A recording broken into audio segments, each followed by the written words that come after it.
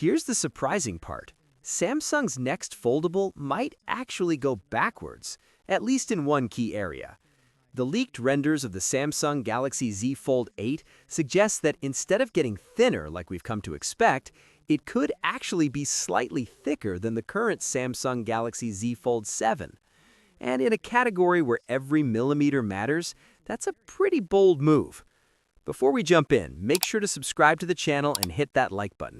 It really helps me keep bringing you more tech breakdowns like this one. Now, why does this matter? Because foldables have been on a clear path, thinner, lighter, more refined every year. That's been Samsung's biggest advantage in staying ahead.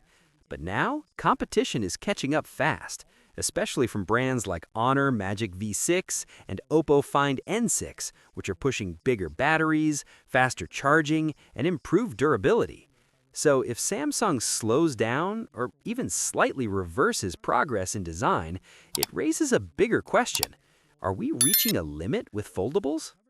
Looking at the leaked renders, the first thing you'll notice is how familiar everything looks.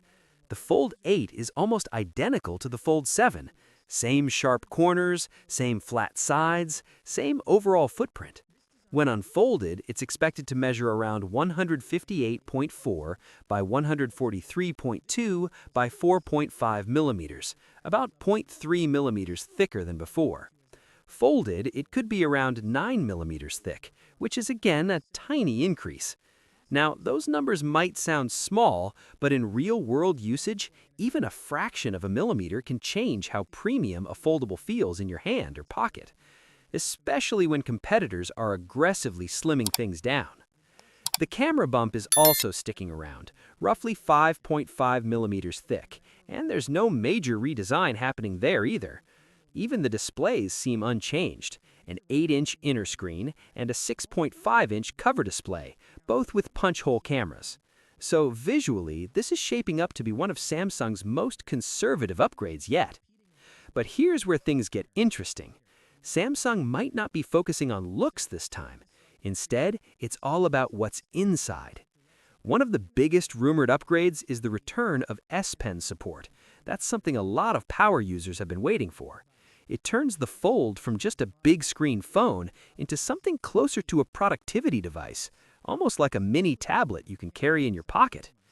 Then there's the battery. Samsung could finally bump it up to 5,000 milliamp hours, which would be the first real battery upgrade since the Fold 3. That's a big deal, especially considering how demanding foldable displays are.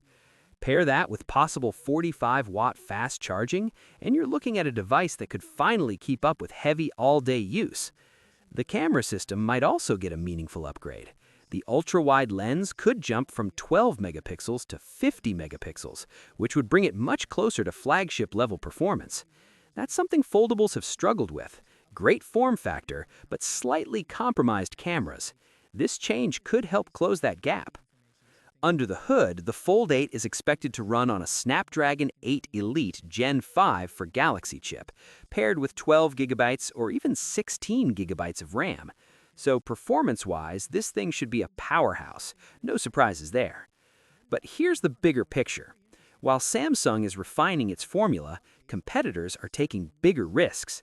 Devices like the Honor Magic V6 and Oppo Find N6 are pushing massive 6,000 milliamp batteries, faster charging speeds, and in some cases, even thinner designs. And then there's Apple iPhone Fold, expected to arrive soon, which could completely shake up the market. So Samsung's strategy with the Fold 8 feels different. Instead of chasing radical design changes, it looks like they're trying to perfect what they already have. And honestly, that might not be a bad thing. Because when you look at the current design, it's already incredibly refined. The hinge is solid, the screens are large and usable, and the overall experience feels polished. Maybe Samsung has reached a point where there's not much left to change on the outside. If that's the case, then the focus naturally shifts inward. Better battery, better performance, better usability. But there's a risk here too. If competitors keep innovating faster, Samsung could start to feel like it's playing it safe, while others are pushing boundaries. So the real question isn't whether the Galaxy Z Fold 8 is good. It probably will be. The real question is whether good enough is still enough in a market that's evolving this quickly. Because if this really is peak foldable design, then the next big leap won't come from making devices thinner, it'll come from making them smarter, more powerful, and more useful in everyday life. What's your thoughts on this? Let me know in the comments section. See you in the next video. Take care.